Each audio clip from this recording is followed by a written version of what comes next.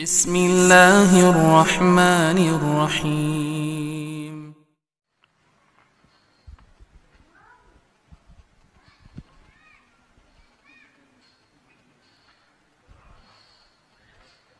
Ustadz, saya pernah dengar musik itu haram, tapi saya ragu karena saya suka musik.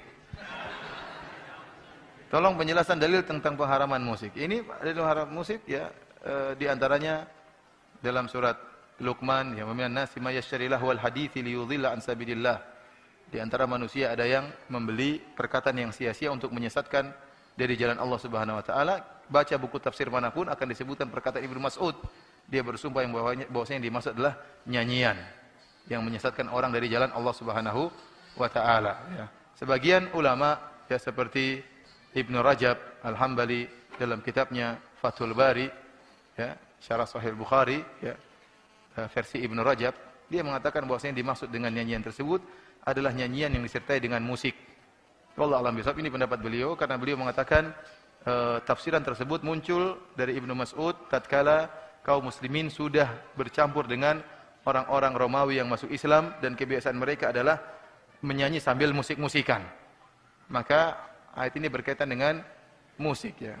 Kemudian dalam hadis dalam Sahih Bukhari Nabi SAW mengatakan la yakunana aqwamun min ummati yastahiluna al-hira wal harira wal khamra wal ma'azif. Akan ada dari umatku yang menghalalkan zina, menghalalkan bir, menghalalkan kain sutra bagi lelaki dan menghalalkan alat-alat musik. Ini Rasulullah mengkabarkan akan ada umat yang model begini, menghalalkan zina, yang menghalalkan bir, menghalalkan kain sutra bagi lelaki dan juga menghalalkan alat-alat musik. Ini menunjukkan alat musik hukumnya haram. Oleh karenanya para ulama ijma bahwasanya musik hukumnya haram dan ini pendapat empat mazhab. Dan termasuk ulama yang keras dalam hal ini adalah Imam Syafi'i rahimahullahu taala yang keras mengharamkan musik. Sampai beliau mengatakan kalau ada orang mencuri alat musik maka tidak perlu dipotong tangannya. Ya, tidak perlu. Kenapa? Karena itu hukumnya seperti mencuri babi dan seperti mencuri bir. Sama-sama hukumnya haram. Jadi kalau ada barang, karena asalnya barang haram memang ditiadakan. Oleh karena kalau ada yang mencuri alat musik maka tidak perlu dipotong tangannya. Demikian juga beliau mengatakan dalam kitabnya Al-Um, kalau ada orang yang masuk ke rumah seorang muslim, misalnya kemudian dia pun ada orang muslim tersebut punya alat musik, kemudian dia merusak alat musik tersebut, maka dia tidak perlu ganti. Dia tidak perlu ganti. Oleh karena sering saya sampaikan kalau antum pergi ke toko alat musik, antum masuk hancurkan alat musiknya. Antum bilang Imam Syafi'i mengatakan demikian. Kalau saya hancurkan tidak perlu ganti.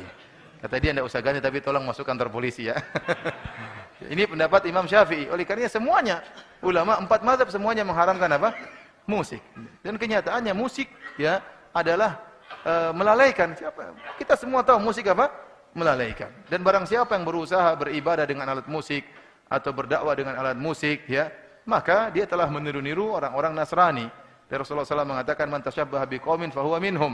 Barang siapa meniru suatu kaum termasuk dari golongan tersebut. Orang-orang Nasrani lah yang beribadah dengan menggunakan apa? Alat-alat musik ya. Akhirnya apa? Ada nada dan dakwah misalnya. Lagi dakwah yang hadir laki-laki perempuan waktu joget-joget. Apakah dengan joget gini nambah iman ya ikhwan? Pikir sendirilah. Joget-joget nambah iman. Nambah teler bukan nambah iman.